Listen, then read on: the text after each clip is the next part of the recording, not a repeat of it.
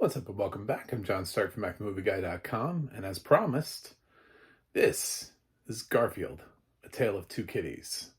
So, since I'm doing this for you, maybe you can click subscribe for your favorite blind film critic, because I just sat through a Garfield movie with no audio description on Disney Plus, simply because the Garfield movie is releasing in theaters. So we're talking about Garfield again, and felt like it was important to remind people, if you do not know your history, you are doomed to repeat it. So, let's talk about what went wrong. The interesting thing about this movie is while it didn't do much domestically at the box office, if you ever get a chance to look at the international take on Garfield, A Tale of Two Kitties, it did rather well. it's It made like a rather absurd amount of money in China, uh, especially compared to what it made domestically. So I'm actually surprised we didn't get a third Garfield movie just based on, and then just lead into it, and then Garfield goes to China for the third film. But it was oddly popular in China, not very popular here. Most people were like, what is this and why does it exist? Like, Bill Murray returns to voice Garfield. Still not a bad choice. And he's brought along Breckenmeyer and Jennifer Love Hewitt again because we need humans. Actually, humans drive the plot of the film because Jennifer Love Hewitt is a veterinarian who, at the onset of the film, Breckenmeyer is considering proposing to. And Breckenmeyer plays John from the comics, who was, pretty big part of the comic strip. And he's considering proposing, and Garfield is like, no, can't have this. But, the Ghost Whisperer is also a veterinarian. So she's been called to a conference because Dr. Jane Goodall couldn't go. So next on their list was this random veterinarian. I'm going to let that sink in for a second. And they went from Dr. Jane Goodall to her. So it's over in the UK. She's got a conference. She's going over there. And Breckenmeyer's like, you know what? I'm going to go surprise her. So he flies over thinking he's going alone. But oh no. Garfield and Odie have traveled too. They've snuck aboard. They're not going to let John do this by himself. Garfield's always got a scheme going on. But at the same time, we're also seeing there's another cat. And it took me a minute because, again, there's no audio description to this film, and I've never seen it before. But there's another cat that's identical to Garfield that is called Prince and lives in the lap of luxury.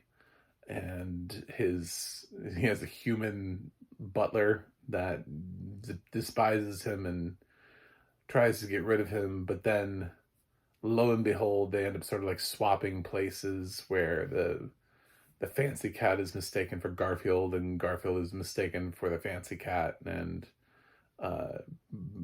hilarity ensues. I guess they probably just didn't really have a logical place to go with a sequel for this, because unlike a lot of the other franchises that have laid out potential sequels because of their previous iterations, like what would the sequel to Garfield look like? It was either that or Garfield was going to get a love interest, because that's what like Beethoven's second is, so there were very limited options in a Garfield sequel. Garfield was going to do something. He was going to go on a road trip. Something was going to happen, because they couldn't create something organically out of the comic strip in order for him to do that. Would have been cool if he had somehow crossed over with those and Friends group that he had from his animated series. That would have been an interesting crossover event. But those two never actually crossed over in the animated animated series. So just would have been a nice shout out to, I don't know, people who watch that. Instead, we get this. So it's pointless. It's dumb. It's a cash grab sequel because it has no purpose in life. It furthers the plot of the adults while Garfield just sits around making like random commentaries on things and like getting himself into like not really funny hijinks.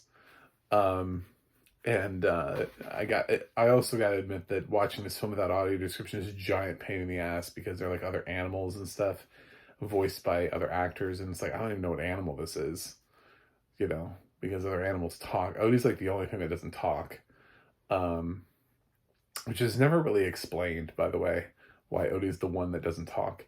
Anyway, um, yeah, so it's it is it, this is not worth watching. I have a feeling it wouldn't be worth watching even had audio description because I didn't think any of it was funny, like any of the jokes. It kind of sounds like Bill Murray showed up into a sound booth, phoned it in, got a paycheck, and left. And Breckenmeyer and Jennifer Love Hewitt in the early 2000s were just lucky to be working. You know, they were like, oh my God, this is amazing. Thank you so much for continuing to hire us.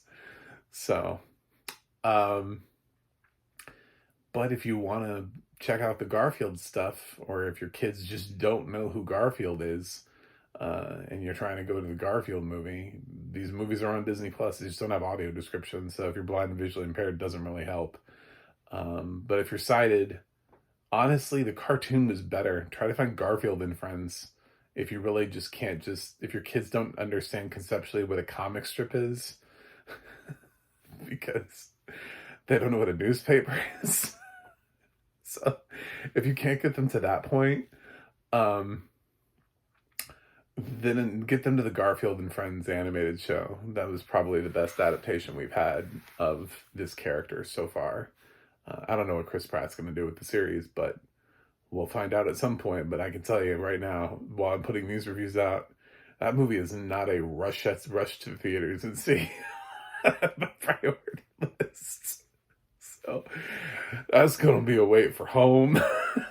So, but I thought I'd get these reviews out in the meantime. Anyway, that's it. I have to give Garfield: A Tale of Two Kitties the grade of unwatchable because, like I said, it was just too confusing. There's like action and hijinks, and I can't even give you like a subgrade because I wasn't that enthused about it when it was released in theaters. Even though I could see it, I just didn't see it. So I've never actually seen this movie before, so I have no way of comparing to anything.